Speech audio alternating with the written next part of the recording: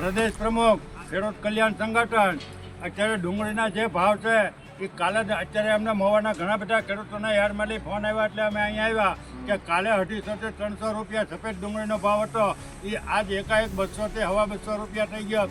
એટલે ખેડૂતોને ક્યાંક ને ક્યાંક છેતરવાની આ માર્કેટિંગ યાર્ડના નેતાઓ, લૂંટબાજ વેપારીઓ અને ડીઆઈડીએસએનવાળાની મિલીભગતથી આ ખેડૂતોને છેતરવાનું, એક મણે 50-100 રૂપિયા દબાવી રાખવાના, એવી જ રીતેથી લાલ ડુંગળીની હરાજી થાય છે.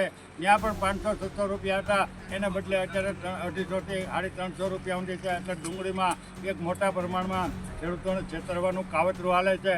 એવો અમારો ઘણા સમયથી ખુલ્લો સરકાર અને આ માર્કેટિંગ યાર્ડના નેતાઓ, ડીઆઈડીએસએનવાળા અને લૂંટબાજ વેપારીઓને ખુલ્લો અમારો પડકાર છે કે તમે ખેડૂતોને લૂંટો છો.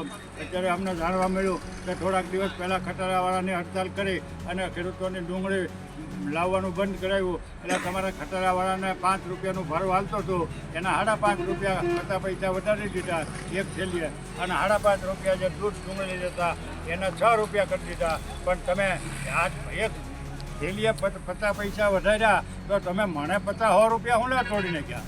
એક મને તમે 50 પૈસા ભાડું વધાર્યું એક થેલીનું, અને ખેડૂતોના એક મણમાં 50 થી 100-200 રૂપિયા તમે એક મણે તોડી નાખ્યા. એટલે આ તો મોવાના જે યાર્ડમાં ખેડૂતો ડુંગળી લાવે છે એની રોજ એ ખેડૂતોને રોજની કરોડો રૂપિયાની ખોટ છે.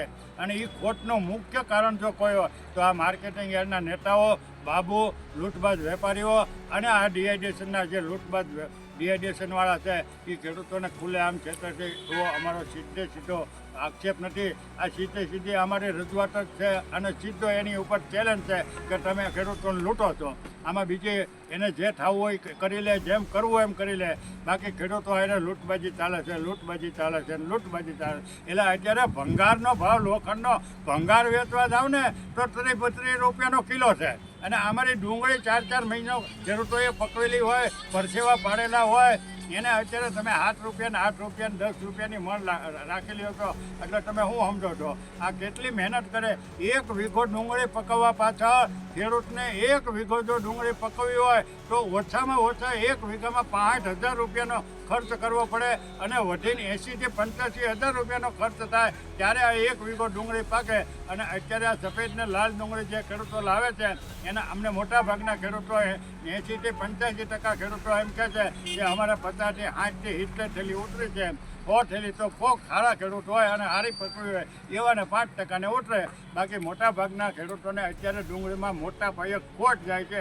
આમાં પૈસા મળતા નથી. આ તો ના છૂટકે એને વેચવી પડે. જો ન વેચે તો મૂળગા બધું જાય. એટલે અત્યારની મહેનત ખેડૂતોને મળે, બાકી કાંઈ ખેડૂતોને મળતું નથી. સરકાર કે આ માર્કેટિંગ યાર્ડના નેતાઓ કે મોટા અધિકારીઓ જે ફાંકા ઠોકતા હોય તો એની તદ્દન વાત ખોટી છે. આવનારા દિવસોમાં જો ખેડૂત જાગૃત થશે તો ભાવનગર, મહુવા, તળાજા, ગોંડલ વગેરે માર્કેટિંગ યાર્ડ ઝડપે સલાક કરાવવાની અમારામાં તાકાત છે. પણ જો ખેડૂતોની એકતા થાય તો જય હિન્દ, જય ભારત.